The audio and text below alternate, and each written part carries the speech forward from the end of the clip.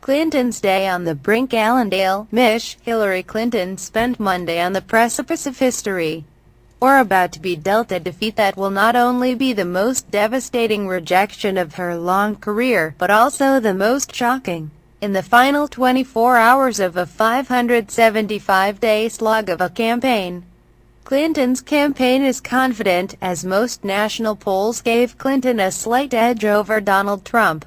A Bloomberg poll showed her leading by 3 percentage points, a Fox News poll put her up 4. Some Clinton operatives were feeling confident enough on Monday to casually debate among themselves whether or not Trump was likely to make the traditional concession phone call to Clinton on Tuesday night.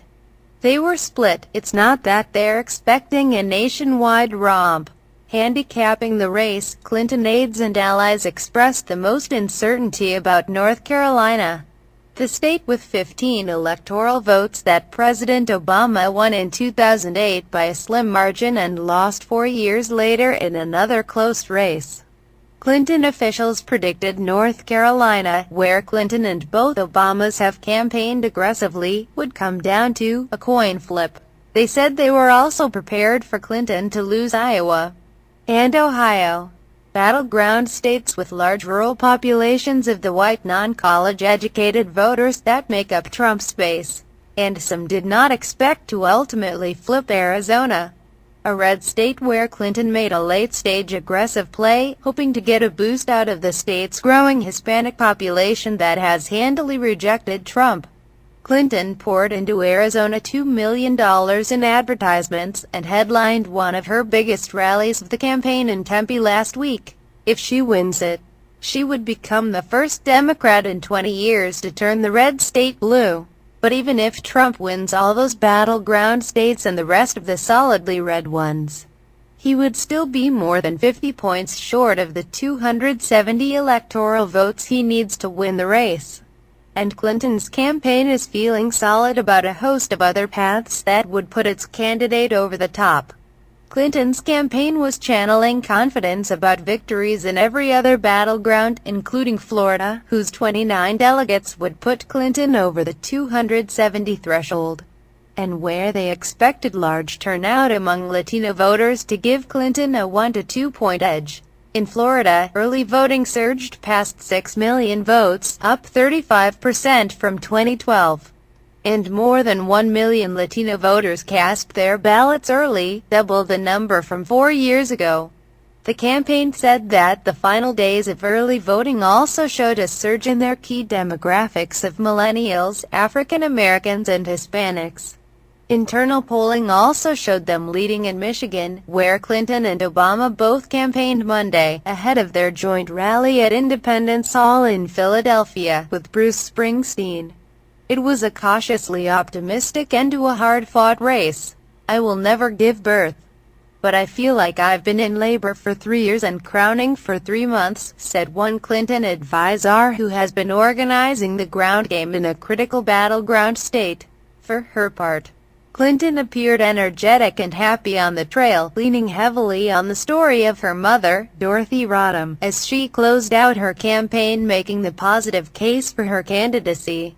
She also reminded voters to consider the grave responsibility they are turning over to one of the candidates on Tuesday. A final reminder of the contrast with her opponent that has been the greatest strength for her on the trail. "We are already great," Clinton said, borrowing Trump's slogan, "but we can be greater. And we will be greater."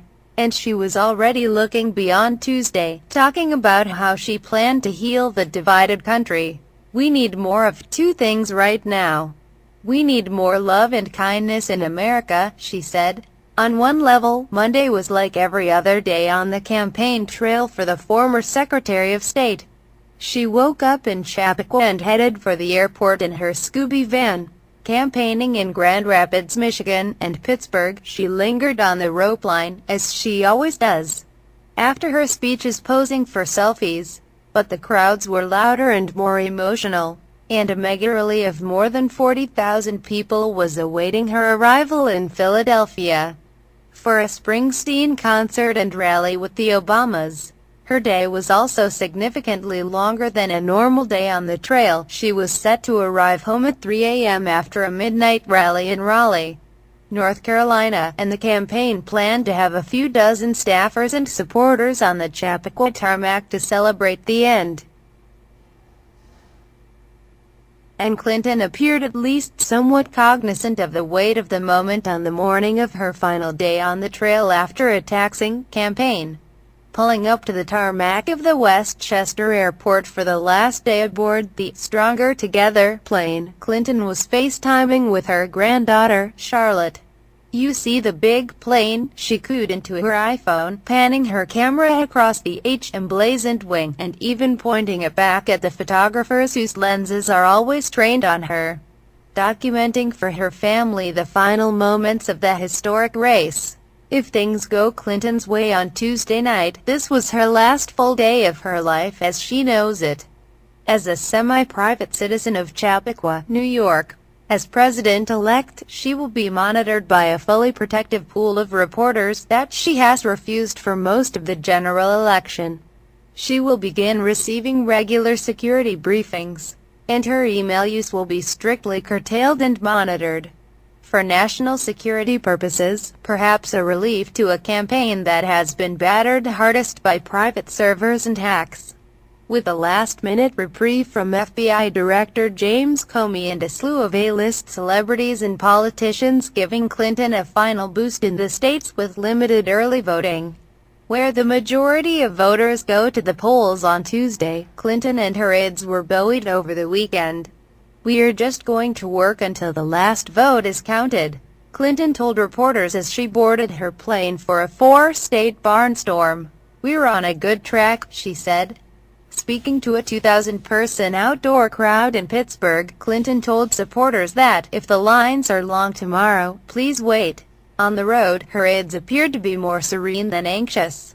Longtime Clinton aide Felipe Reines borrowed campaign videographer Julie Zuckerbrand's equipment to film scenes on the tarmac in Pittsburgh. During one rally, he sat outside to babysit the staff bands in order to give the drivers an opportunity to witness Clinton's speech. On the plane, traveling press secretary Nick Merrill commandeered the intercom as the plane landed. "Capricia Marshall, please come to the principal's office," he joked, referring to Clinton's longtime confidant and close friend, who was also on board. At headquarters, one aide reported that the staffers were listening to Fight's song on repeat and gorging on pizza.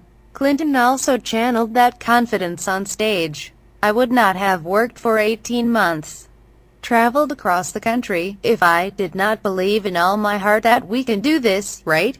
Clinton said in Pittsburgh. "We can do this. We don't have to accept a dark and divisive vision for America. Tomorrow you can vote for a hopeful, inclusive, big-hearted America. I know how hard times are, and as I have said, you can take it to the bank. I will not forget you, and I will do everything I can